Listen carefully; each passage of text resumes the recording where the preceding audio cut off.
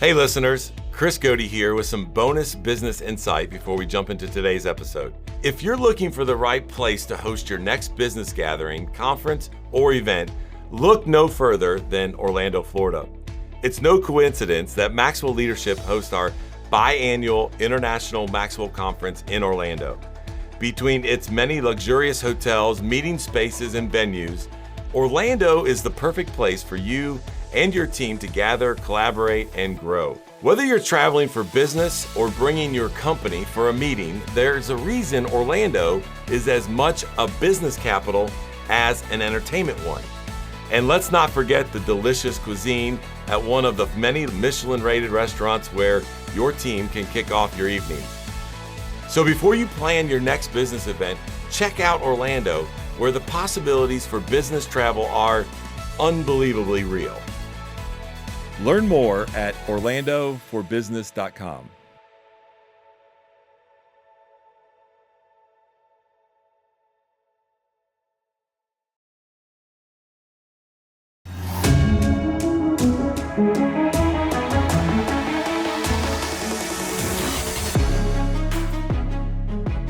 Welcome to the Maxwell Leadership Executive Podcast, where our goal is to help you increase your reputation as a leader, increase your ability to influence others, and increase your ability to fully engage your team to deliver remarkable results. Hi, I'm Perry Holley, a Maxwell Leadership facilitator and coach. And I'm Chris Goede, Executive Vice President with Maxwell Leadership. Welcome, and thank you for joining us once again. I want to encourage you, if you're consuming this content, share it with somebody. Share it with your team. Share it with a peer. Share it with a family member. Perry and I were just talking before we started recording about, it's just awesome, some of the stories we hear about people all over the world that are using this content to help develop not only themselves, but their team. And so we want to encourage you to do that as well. Who knew that we had friends in Bulgaria? Unbelievable. Yeah, unbelievable. It is unbelievable. It's awesome. And so continue to do that. We're thankful for that. If you would like to leave a comment or a question or something you'd like for us to address, or if you want to learn more about, I'm just going to say it right here, Perry being your coach, because this is something we had a conversation with. We do a lot of coaching with executives around the world, and we had somebody say, I'm not getting coaching unless it's Perry. I don't know what that means about me, but I am grateful to have Perry on our team and leading our facilitators and our coaches. But if that's something you're like, man, I need that help, I'd love to have somebody to walk along that journey with us. Go to maxwellleadership.com/podcast. Click on this podcast. There'll be a form there. If you'll put your information on there and submit it, we'll follow back up with you. And actually, for the next couple of episodes, yes, we're going to dive into a big topic lately. A big topic. Yeah. You know what else it made me think about is you had the privilege just recently to spend an intensive day with Tim Elmore. I did. And just really unpacking and talking about different generations. And so I'm not going to call you our generational expert because we do have the privilege of having Tim on our team, but I'm going to call you the second one. I'm going to call you the co-pilot because you spent a lot of time researching and learning about the different generations. He has such a heart for this younger generation, and that was such a privilege to be to spend that time with him and to hear his heart for that. He's got a new book coming out in 2025 specifically on Gen Z and what he's learning. And I just think that he believes, as I do, that this is a generation that has a lot to give, but we've kind of pigeonholed them a little bit and see them in a way that's not as positive. I really want to get to the bottom of how we add value to them and really receive the value they have for us. Yeah, I love it. So what we're going to do is we're going to take you on a journey of what Perry got to learn from Tim directly. And then I'm not going to spoil it right now, but in a couple of weeks, we have some exciting news to tell you around Tim and generations that I think you'll be interested in hearing. Well, today's topic is titled Gen Z and Conscious Unbossing. Get that one. Yeah, look, those that have been longtime listeners, Perry throws these titles in there just to see, is Chris going to be able to say these two words back to back? Yep. First we've had the Great Resignation. Yep. We're all very familiar with that term, coming out of after COVID. Then it was the quiet quitting, the bare minimum Monday, all these catchphrases that we've had with different kind of seasons that we've gone through. Now we're talking about the conscious unbossing. And that is, according to a new survey, and you're bringing to us, is that these Gen Zers admit to not wanting to advance into management or leadership roles. Consciously not wanting to be the boss. Consciously making a decision. And I think this happens in different generations. But I think this is really happening here from what we're going to learn today. Even my brother, who is younger than me, he's not a Gen Z, but he is very conscious about, I never want to lead a team before. And so it's now becoming more and more, and the people that are in our organization by the many, right, are doing this, which could lead to a leadership problem down the road. Yeah, some of the studies, saying that 52% of Gen Z professionals don't want to ever go into middle management. 72% would choose an individual route to progression over managing others. 72% would rather just be an individual contributor. 69% of Gen Z say middle management is too high stress. Low reward. They would opt for a flat structure over the traditional hierarchical structure that we have.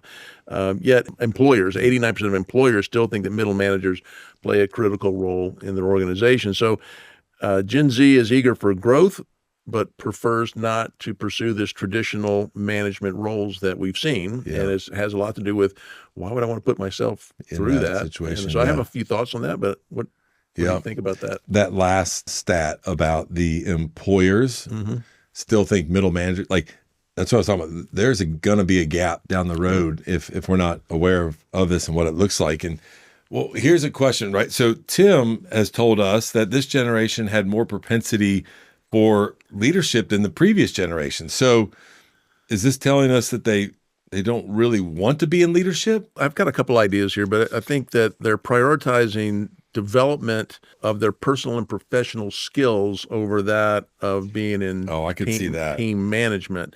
They really prefer advancing their careers and on their own individual expertise. So they want to be the thought leader. They don't want to pursue roles in people management. They have a desire for autonomy, flexibility. They want to make an impact. Things I'm learning from Tim is they have a real drive to make a difference. They want to lead with purpose and that sort of thing. But they're just decoupling it from the idea of, do I need to be a manager, a people manager to do that? I don't think it's a rejection of leadership as much as just a refusal to accept traditional management ideas, what we currently define a leader to be. But I thought that's why I grabbed this topic was, I think how we always talk a lot about leadership and what it really means. And, and here, if you view it as a position or a title and you're being the boss, you're already off base. Yep. And I think as we go through this, you're going to really see and understand where Perry's coming from and content, learn from Tim, but you strategically use the word people manager. And I think that is extremely key as we go forward, because we define leadership, and those that have been around the Maxwell world and followed us for a long time understand it's really just all about influence. So the question that this poses is, well, hey, then where does that influence come from? And then maybe even how do I use that influence moving forward? Because you can be a leader and not have a title. We talk about this all the time. If you have the right kind of influence with those that you work with, you work for, and can completely have influence and lead people in certain areas without having that title or being a people manager. Yeah, well, some of the consultants I was reading, they said that they're seeing trends of they're seeking to become thought leaders and specialists. They're more interested in building their personal brand. I can see that. And developing niche expertise and contributing to meaningful projects. I personally don't think this is a problem, is that not every organization where I've ever led, not everybody on the team, I'm not even thinking about generationally, not everybody wanted to be a manager. Not everybody wanted. Like my brother, he's like, I ain't doing it. Yeah. But there's some that just, I love this shows you the value of the Gen Z, is that they're not just saying, I'm going to sit here and do a minimum, job, minimum wage, minimum, I'm not going to climb, I'm not going to grow. They're just saying, I don't prefer not to be in management, but they want to grow their personal brand, their personal expertise. I love that when he said thought leaders. I thought, man, that takes a lot. I mean, I can have a point of view and an opinion, but to be a thought leader, you've got to put some work in to developing a direction for that. So I think it's probably a good thing just to recognize, but you said something critical a minute ago about leading without a title. And I think that's where I would probably focus on. And this leads us right into the foundation of why Perry and I do what we do in this podcast. It's based off of John's 5 levels of leadership methodology and how we've seen that shape the culture and the leadership experience of individuals that have titles and don't have titles in organizations. Hey, podcast listeners. Many of you listening right now would probably love the autonomy that comes with owning your own business or becoming a coach that helps other businesses succeed. Well, we have a phenomenal strategy where you are 100% in control of your own business, earning income on your own terms, and have access to the people, tools, and resources you need to build a thriving leadership development business. When you become a Maxwell Leadership Certified team member, you join a global community of entrepreneurs led by our expert team of mentors and faculty, including John C. Maxwell. You'll also get one of the top leadership certifications in the world next to your name, giving you the boost you need to get started. Visit us online at maxwellleadership.com/join the team to find out more. So let's talk about some ways that leaders can then work with their younger teammates. So first, you need to make sure that you understand what are their goals and aspirations for each person on your team. Matter of fact, not even based off of being a Gen Z. Right. You see a Gen Z walk through your team and you're like, well, I got to go find out what their aspirations are, the goals. That should be with every single one of your teams, because it's your job as a leader to lead them in that area of growth and expertise to hopefully allow them to flourish in those areas that they desire to learn. Yeah, if you know what they're aiming for and what their goals and aspirations are, then I say the second step is I want to make sure you have a personal development plan. This is so critical to doing, growing in any area, whether you're a Gen Z or anyone. But do you have a plan to, if you want to become a thought leader, that doesn't happen by accident. So if you want to become the best in your field, whether you're a manager or not, we've got to be developing ourselves. And I think generationally speaking, that these younger folks are driven, they're more into that personal development than some of the previous generations, and it can really play to their advantage. Yeah, the data would suggest these days that in the top 3 of why younger generations are picking certain jobs between the options that they have is they were presented with a career and a personal development plan as part of their package. And that is extremely, extremely important to them. Third, you need to make sure everyone understands that leadership is influence, what we talk about on this podcast, and then look for ways creatively, without a title, without people management side, how do they increase their influence across organizations? One way that you could really live this out is as you have exposure to different projects or different things that are going on cross-functionally, and you have a skill set of someone on your team that's in that younger generation, man, just offer them as a service to be able to walk alongside that team or to speak into that team and see what it's like. That way they're continuing to get exposed to different leaders across the organization, but then also increasing their influence with those that were in those teams or in those meetings. That'll be a great little value add for them that they will be very appreciative of. I like that a lot. I was just thinking our last 2 weeks, we spoke with Jenny Catron about culture and culture matters. And I wonder what you think about just something you said a while ago, that these Gen Zs, they're saying that I want to consciously unboss. I don't want to be a boss because of what I'm seeing tells me that it's high stress, low value, low reward. Why would I want to put myself to that? But I'm thinking, how does that play to culture? I've actually worked some places where, and I did climb the corporate ladder. I went up to executive levels, but there were sometimes I think, why are you doing this? Because it was torturous, but it was that a culture issue? I wonder what you think about that. Do you think if you have the right culture, the leadership can be very attractive because it is purposeful. We are driven by core values. We are doing things intentionally. I'm wondering how much of a disconnect there is about what they're seeing in poor cultures that said, I don't want to be a part of that. But are there places where they said, no, I'd be a part of that? Yeah, I think that is the case. I think if the purpose is there, the development is there, I think the missional part of it, I think you can capture their heart. And if they're skilled to be able to do it and walk alongside them. I also wonder, I was thinking about this while you were asking the question, which was not only what they have experienced, but could it also have been what they heard at home when their parents were actively working about leadership, about management, and they just through osmosis would hear all this and then have those expectations. Because I think, culture is a buzzword, values are a buzzword. I wonder if it was, 15 years ago, 20 years ago. It'd be interesting to see where that comes from, because I do think if there is purpose, there's a development plan, there's a missional connection, I think you can get them to lead people in that direction. Well, something else just occurred to me that we talk about. One of the problems we've seen in a lot of our coaching work is that leaders have been promoted based on their extreme success at a previous level. You were a great, as John would say, soloist to conductor. You were a great soloist.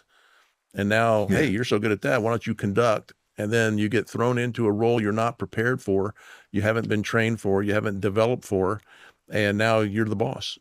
And that's an ugly situation because you feel set up for failure. You're set up for failure. Yeah. So I wonder, go back to our steps, though, if you know what you're trying to, their goals are, and you personally develop them, leadership development before they need it, not after they need it. Yeah. Everybody should be being developed as leaders, whether they have a title or not. That then many of them might say, hey, now I understand what leadership really is. I might like to try that.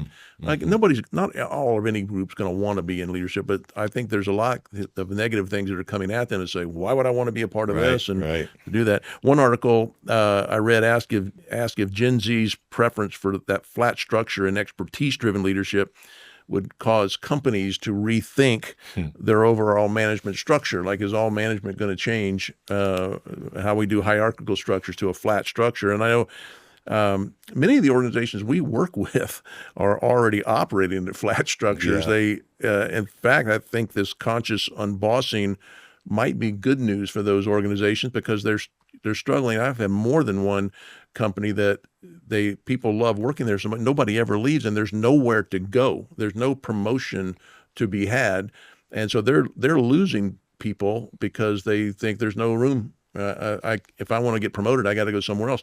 Well, if you have a bunch of people that don't want to be promoted, they just want to be best at what they do, be thought leaders, be experts. That'd be great. So I think part of this is already happening. Yeah, and what we're saying is, because we define leadership as influence, Gen Z is not turning away from influence. No. Matter of fact, I would say if you ask them, they would want more influence, maybe a different type of influence we're talking about on the podcast today, but they want to be an influencer, right? That has different KPIs than just being and having influence inside the organization. But they're really turning away from a specific type of leadership, a management that they just don't connect with, or that they've heard horror stories, right? They want to lead in ways that align with their values through their expertise, collaboration, and personal growth. And so there is definitely an opportunity out there for us as leaders and organizations to tap into what you just shared with us today. So as we wrap up, let me give you a couple of thoughts, especially if you're leading a team and you have multi-generations on the team. By the way, that is the norm. And most of the people that we work with in organizations and culture and coaching, this is where this is coming from, right? Perry's bringing it straight from the field and the coaching goals. A differentiator for you as an organization, especially as you're looking to retain and attract top talent out there, you have to have a differentiator. Your top 3 things should be throughout the interview process, throughout the leading process of these individuals. Number 1 is make sure there's purpose alignment. And you tie the purpose to what they're doing to the bigger picture of why they joined the organization. Because more than likely, they also have that missional bent, and that's why they joined the organization. Right. So what is the purpose of what they're doing tied to the missional event? And if you can keep that relevant, they're going to stay engaged. They're going to want to grow, and they're going to want to lead. And then also, I think, talking about growing, man, make sure they have a career development plan and lead them through that, which brings me to the third point. Show them a different side of leadership. And that's why I was saying lead them through that. Because if you follow the 5 levels of leadership model and you really understand that all the work is going to be done at levels 2, 3, and 4, and you model that for them, they're going to see something that either their mom and dad came home and didn't talk about as a leadership style, or maybe even as they were growing up and through high school and worked some hourly jobs where it was command and control because I said so. And they're all about, just get it done. Just do it because I said so. They don't know what they don't know. Mm-hmm. And so expose them to that different type of leadership. And I think they'll engage with it. Yeah, I think there's a lot of positive here to growing these leaders. If they're all about impact, then like you just said, if they had that great model of what real leadership is, there's no greater way to have impact than to Right. impact Oh, lives yes.